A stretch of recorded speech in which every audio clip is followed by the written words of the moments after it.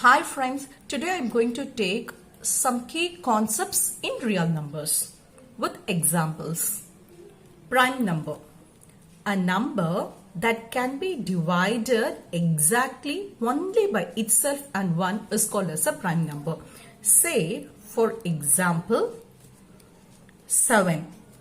See, while considering the factors of 7, 1, 7. While considering the factors for 7, we can say it is 1 and only 7. That is, 7 is divisible only by 1 and 7. It is not divisible by any other number. So, the number 7 is said to be a prime number.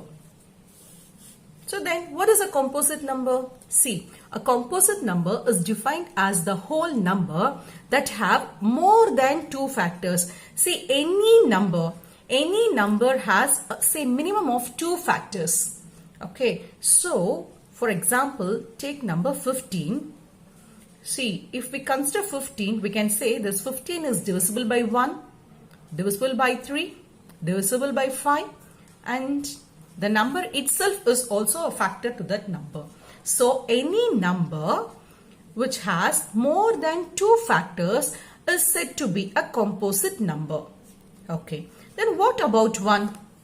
See here, 1. So 1 is neither a prime number, it is neither a prime number nor a composite number. So 1 is exception, 1 is neither a prime number nor a composite number. Next we will deal with the fundamental theorem of arithmetic. See here. Every composite number can be expressed as a product of primes, and this factorization is unique apart from the order in which the prime factors occur. That is, in simple terms, we can say this as every composite number can be factorized as a product of power of primes. That is, every composite number. For example, I'll just explain clearly with an example. Here, I'm just factorizing using the factored tree model. I'm factorizing this using a prime number. See, when this 3 is divided by 3, we get 100 here. When we factorize this by 5, we get, this is 20. Again, if we do this by 5, we get 4. So here it is 2. See, it is nothing but 2 and 2 makes 4, and 5 into 4 makes 20, and 5 into 20 makes 100, and 3 into 100 makes 300. This is the factorization method. This is the prime factorization method of a composite number. Okay, this 300, it can be written in the form of, see, these are the multiples. So, I'm just writing the factors in ascending order. That is 2 into 2 into 3 into 5 into 5. So this can be written in the form of 2 square and 3. Because 2 times 2 is here, I am writing 2 square. So 3, it is only once. So I am just writing it as 3 and 5 square. So the fundamental theorem of arithmetic, it just, see, the statement is every composite number. Here, this 300 is our composite number. Say this 300 is our composite number. It can be factorized. Yes, it is factorized as a product of power of primes. See, these are the prime numbers. This is a product of power. See, since 2 here, it comes 2 times. We are just writing it as 2 square. That is what? See, product of power of primes. Yes, these are the prime numbers. So, every composite number, it can be factorized or it can be expressed as a product of power of primes. Fourth one. Let P be a prime number. If P divides A square, then P divides A where A is a positive integer. See here, let P be a prime number. Let's take, the prime number be 5. Let P be a prime number.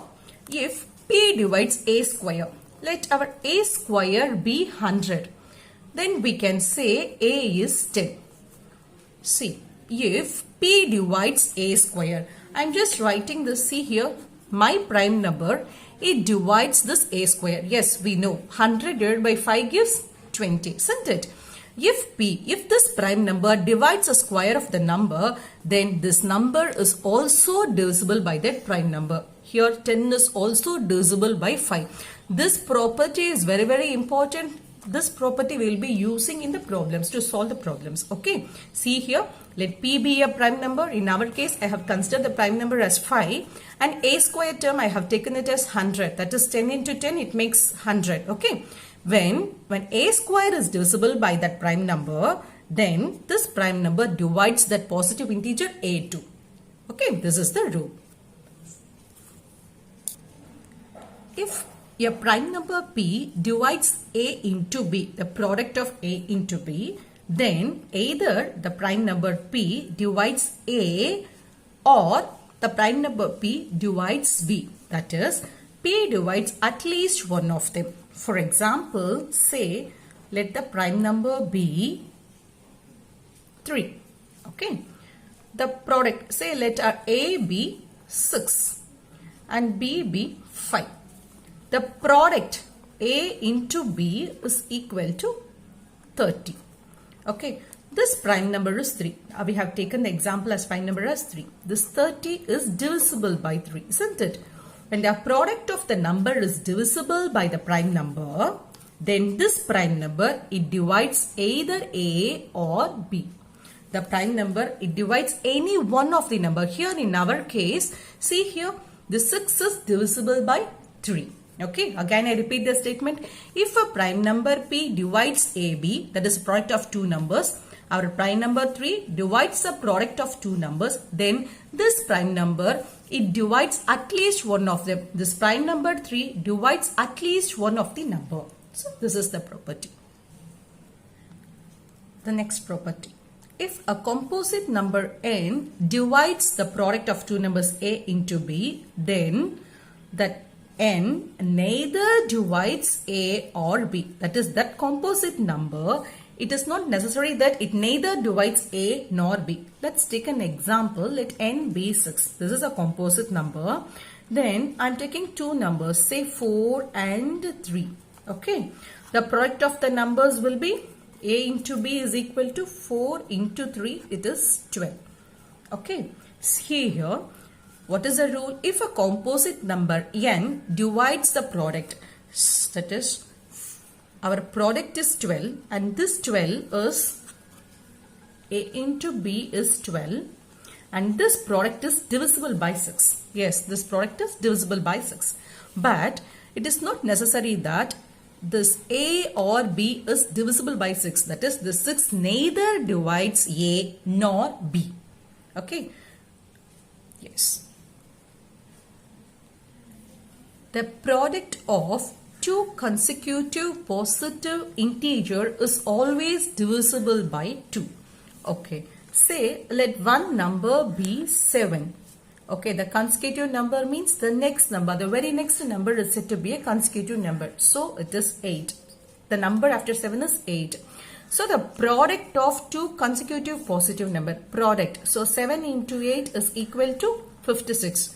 See, the product of two consecutive positive integer is always divisible by 2. 56 is divisible by 2, isn't it? Yes.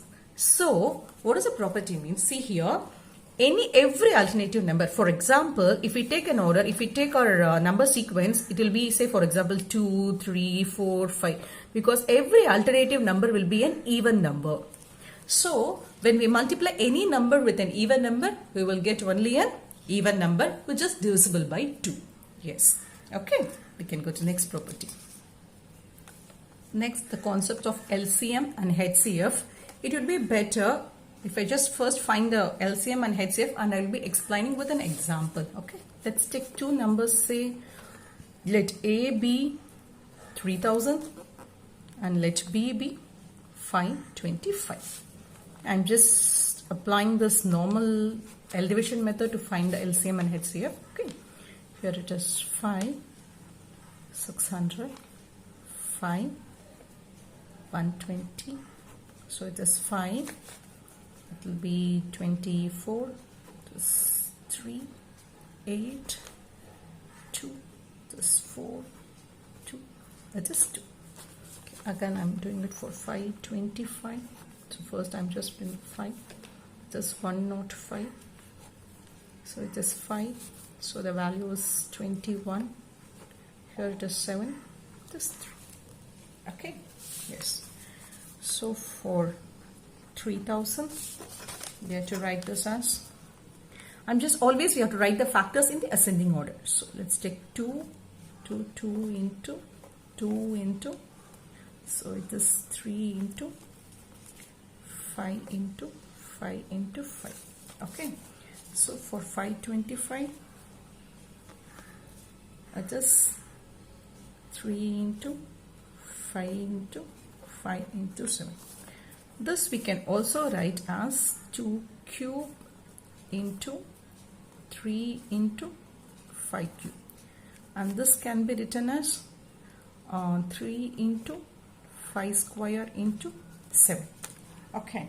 So now we have to find the, see here, now we have to find the, that is LCM and HCF. So how we will be writing the HCF? I'll just go as per the statement. Okay, now just LCM. Product of the greatest power of each prime factor. So we have to consider each and every prime factor for this. We have to consider greatest power of each. The number each is very, very important. Each prime factor, in the sense we have to consider all the prime factors for both the numbers. See here, this 3000 has a factor 2. But 525 here, see here for 525, 2 is not a factor. But still, we have to consider the greatest power of each. So we have to take into account 2 into 3. We have 2 here and the greatest power of 2 is 3. So we are considering this. Next we have to see 3. See here. Here also it is only once, here also it is once. So we are considering 3. Next one is 5. The factor 5. Here it is 5 cube and here it is 5 square. But what does the statement state? We have to consider the greatest power of each prime. Greatest power. So obviously we have to consider 5 to the power 3. And then here the other prime factor is 7. Though 3000 doesn't have 7, but for LCM we have to take each and every prime factor. So we have to consider the 7.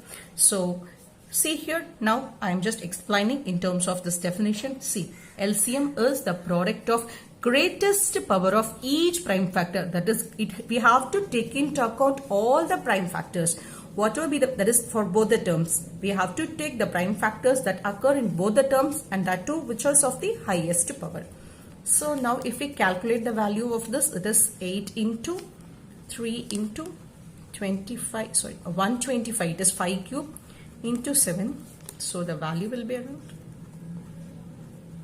okay, this is the LCM. So the LCM is this. And now comes the HCF. Okay, so what it is given? So for HCF, it is product of the smallest power. See here it is given the product of the smallest power of each common prime factor. It takes only the common prime factors. Smallest power of common prime factors. Here it is the greatest power of each. Okay, see here, first we have to consider 2. Whether the 2 is common here? No. See, we have factor 2 only for 3000, but 525, for 525 2 is not a factor. Therefore, we are not considering that. And say here 3. 3 is common in both the cases and the power remains the same. So, we can consider 3. Now comes 5. Here it is 5 cube, here it is 5 square. We have to consider only the smallest power. Since 5 is common in both the cases, we are considering 5, and that too we are considering only the smallest power. So, it is 5 to the power 2. Then comes 7. Whether 7 is common here? No.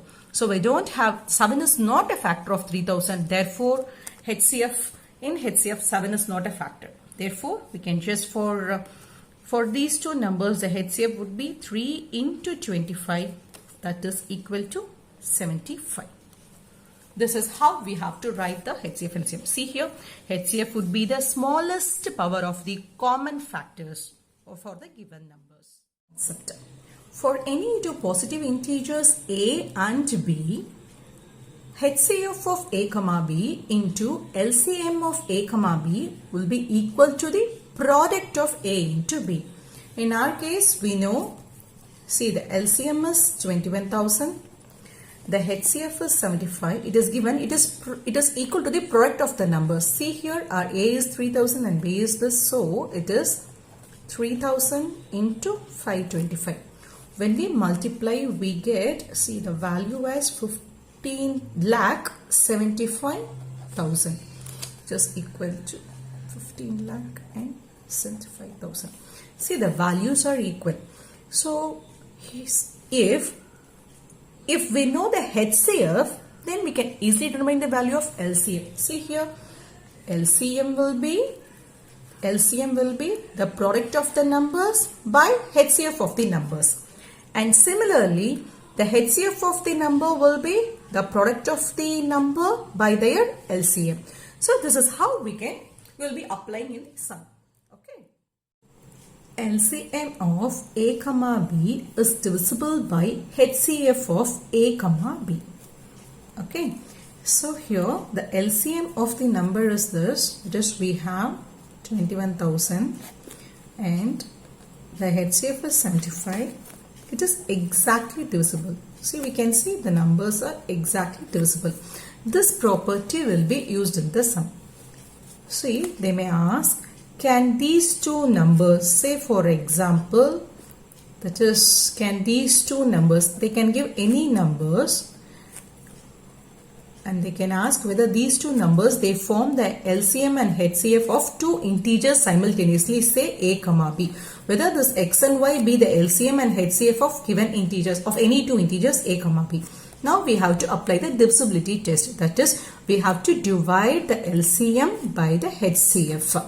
If it is exactly divisible, if the number is exactly divisible, then we can say they are the HCF and LCM of, that is, they form the pair of the HCF and LCM of two positive integers simultaneously. If it is no, then we can say they cannot be the HCF and LCM of two positive integers simultaneously. Okay. I hope these concepts will be useful for you to solve the problems. If you like the video, like it, share it, and if you have any comments, if you have any queries, then you can post it in the comment box. Thanks for watching. Thank you.